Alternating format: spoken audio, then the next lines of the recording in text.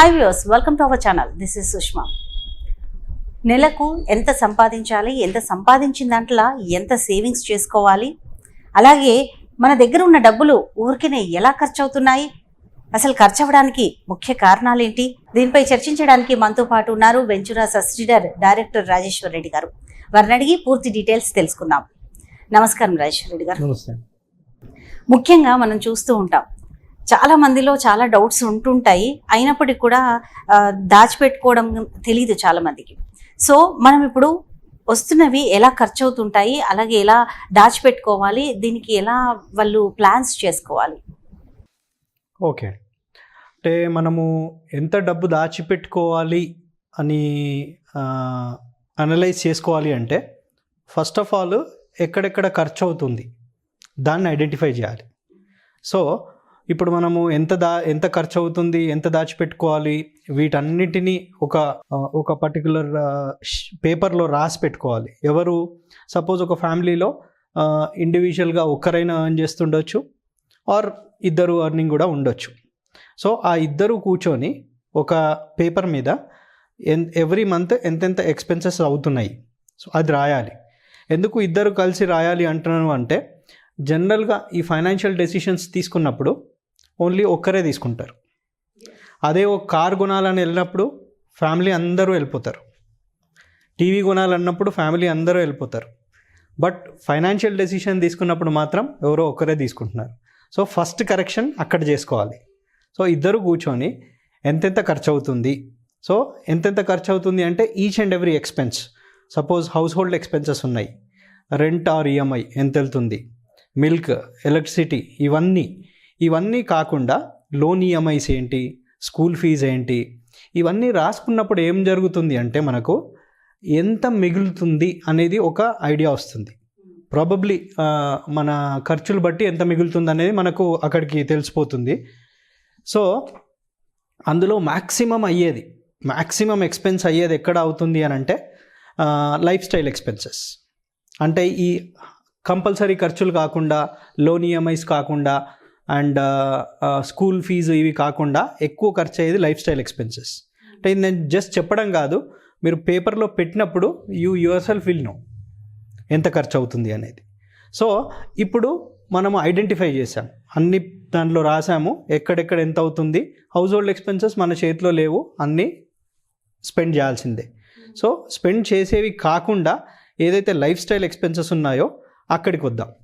So అక్కడ decrease ఏదో చేసుకుంటారో, ఎంత డిక్రీజ్ చేసుకుంటారో చేసే ఛాన్స్ ఉంటుంది. ఎక్స్ అమౌంట్ మిగులుతుంది. ఇప్పుడు నెక్స్ట్ క్వశ్చన్, ఎంత అమౌంట్ మిగులుతుంది అది. సో దాన్ని ఏం చేయాలి?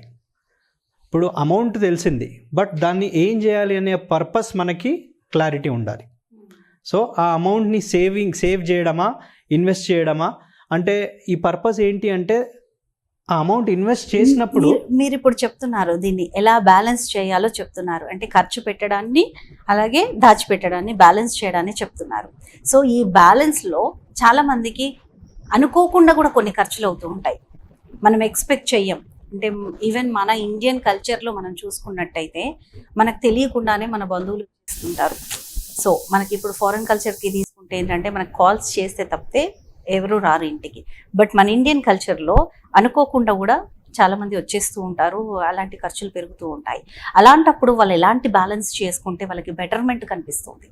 ఈ సెగ్రిగేట్ చేసినప్పుడు అందులో ఎమర్జెన్సీ ఖర్చుల కోసం కూడా ఒక పోర్షన్ ఉంటుంది. ఒక 5 to 10%, అంటే మనకు వచ్చే ఇన్కంలో 5 to 10% ఎమర్జెన్సీ కోసం పక్కన పెట్టుకోవడం. ఎలాగా హౌస్ హోల్డ్ ఎక్స్పెన్సెస్ పక్కన పెడుతున్నామో సిమిలర్ వే ఎమర్జెన్సీ ఎక్స్పెన్సెస్ని కూడా పక్కన పెడుతున్నాం. అది పెట్టిన తర్వాత కూడా you will have some amount left. ఇప్పుడు ఆ అమౌంట్ని నేను ఇన్వెస్ట్ చేయాలా, సేవ్ చేయాలా, నాకు దాని నుంచి వచ్చే రిటర్న్స్ని నేను ఏం చేయాలనుకుంటున్నాను అనేది ఫస్ట్ పాయింట్.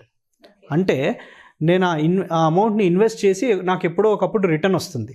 ఆ రిటర్న్ వచ్చినప్పుడు నేను ఆ అమౌంట్ని యూజ్ చేయాలా, అక్యుములేట్ చేయాలా. మనీ అనేది only 2 points, either consume or conserve. అంటే నేను వాడుకోవాలి, లేదు నా నెక్స్ట్ జనరేషన్కైనా ఇవ్వాలి. ఈ రెండింటికి క్లారిటీ కావాలి.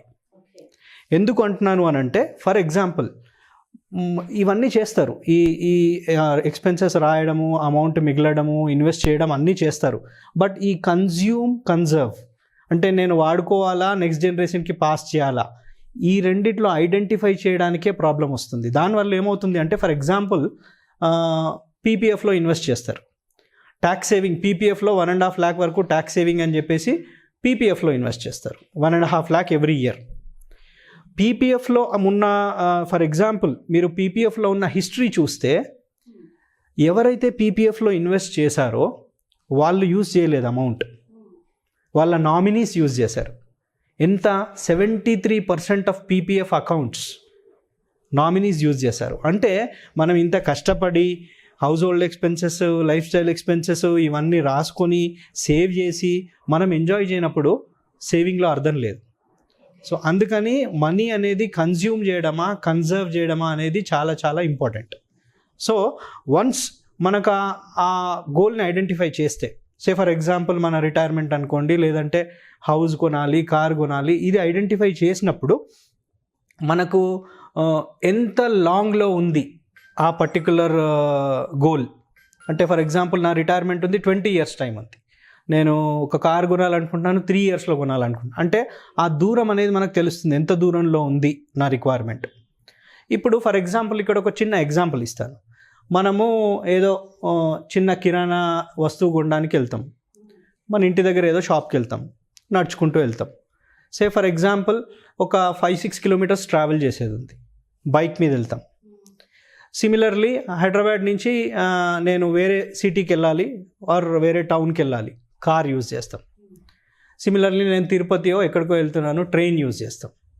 ఆర్ వేరే కంట్రీకే వెళ్ళాలి, నేను ఇండియా దాటి వెళ్ళాలి, ఫ్లైట్ యూజ్ చేస్తాం. అంటే మీరు డిస్టెన్స్ని బట్టి వెహికల్ని మారుస్తున్నారు.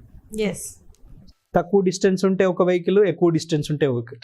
సిమిలర్లీ ఇన్వెస్ట్మెంట్లో కూడా తక్కువ డిస్టెన్స్ ఉంటే ఒక ఇన్స్ట్రుమెంట్, ఎక్కువ డిస్టెన్స్ ఉంటే ఇంకో ఇన్స్ట్రుమెంట్. సో ఈ విధంగా మీరు ఆ గోల్ని ఐడెంటిఫై చేస్తేనే మీరు ఏ ఇన్స్ట్రుమెంట్లోకి వెళ్ళాలి అనేది ఐడియా వస్తుంది. సో అప్పుడు ఈ సేవింగ్ ఏదైతే ఉందో, ఈ సేవింగ్కి కరెక్ట్ రూట్, డైరెక్షన్ దొరుకుతుంది. అండ్ ఫర్ ఎగ్జాంపుల్ ఇప్పుడు మీరు ఇన్వెస్ట్ చేస్తున్నారు, ఆ అమౌంట్ తీసి ఒక 20-25% మినిమంగా పెట్టుకోండి. 20-25% ఇన్వెస్ట్ చేస్తున్నారు.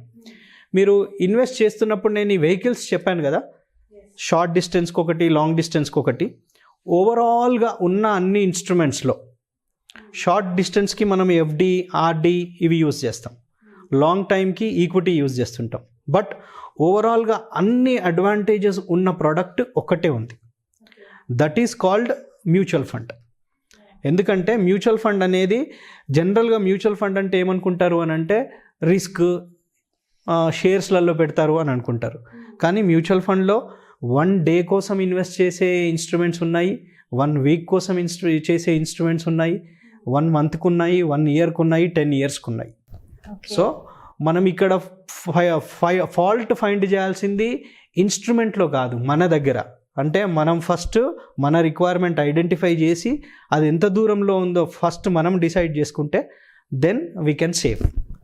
సేవింగ్ చేసిన తర్వాత డెఫినెట్లీ ఒకసారి మీరు ఆ మ్యూచువల్ ఫండ్ అనే కాన్సెప్ట్లో ఒక లాంగ్ టర్మ్ గోల్లోకి వెళ్ళారనుకోండి, లాంగ్ టర్మ్ కోసం మీరు ఈక్విటీ మ్యూచువల్ ఫండ్లో ఇన్వెస్ట్ చేశారనుకోండి, మిగతా అంతా ఇండియా చూసుకుంటుంది.